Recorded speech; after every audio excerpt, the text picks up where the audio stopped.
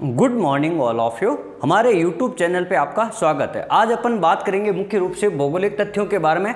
और यहाँ पे 3-4 शब्द दिए हुए हैं। जैसे एक दिया हुआ है काम्पेज, और काम्पेज नाम की जो शब्दावली है या जो भौगोलिक तथ्य है ये वी इटलसी ने दिए थे। और ये कब दिया था? ये 1956 में दिया था। और इन्होंने बताया था जो बड़े प्राकृतिक प्रदेश होते हैं उनके लिए ये शब्द काम में लिया गया था। काम्पेज शब्दावली काम में ली थी वी इटलसी ने।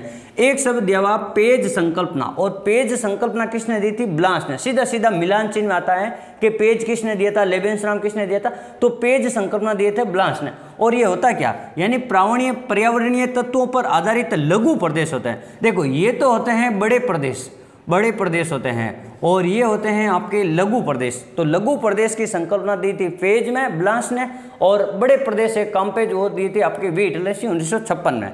फिर बात करते हैं लेबेंसराम। ये लेबेंसराम संकल्पना दी थी रेडजेल ने। और ये होते क्या है? यानी प्राकृतिक या जो भौगोलिक तथ्य है उनके क्षेत्र जहां पर जीव विकसित होता है। लेबेंसराम यानी रेडजेल ने कहा था कि जो जैसे आपका राज्य जीव की जैसे राज्य विकास करता है वैसे जो जीव विकास करता है उसी तरह राज्य भी बड़ा होता जाता है। और उन्हीं के लिए उन्होंने लेबेंसराम की संकल्पना दी थी राज्य के लिए। एक आता है जेनेरे डी वाई संकल्पना, और जेनेरे डी वाई संकल्पना ये भी आपके किसने दी थी? ब्लांस ने दी थी। जेनेरे डी वाई संकल्पना ब्लांस ने दी थी। इन्होंने कहा था कि समान पर्यावरणीय तत्वों का, समान पर्यावरण का अलग अलग समुदायों में अलग अलग महत्व है। यानी पर्यावरणीय जो तत्व है वो समान है, लेकिन हमारे लिए उसका महत्व अलग है, जीवों के लिए उनका महत्व अलग है, और पेड़ पौधों के लिए उनका महत्व अलग है। यानी एक ही पर्यावरण में रहने वाले सभी जीवों के लिए उनका महत्व अलग अलग माना जाता है।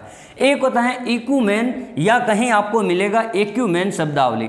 इसका मतलब ये शब्दावली देने वाले थे इरेटोस्थनीज, और कहीं जगह आपको इसी का शब्दावली एक और शब्द भूगोलवेदा मिल जाएगा। उन्होंने भी इस शब्दावली का प्रयोग किया था इरेटोस्थनीज के साथ में स्ट्रेबो, तो दोनों में से कोई भी आ सकता है। और इन्होंने कहा था इक्यूमेन या एक्यूमेन शब्दावली वास योग्य स्थान, यानी जहाँ पर मानव का रहने योग्य स्थान है उसी को अपन क्या कहते हैं? इक्यूमेन या इक्यूमेन।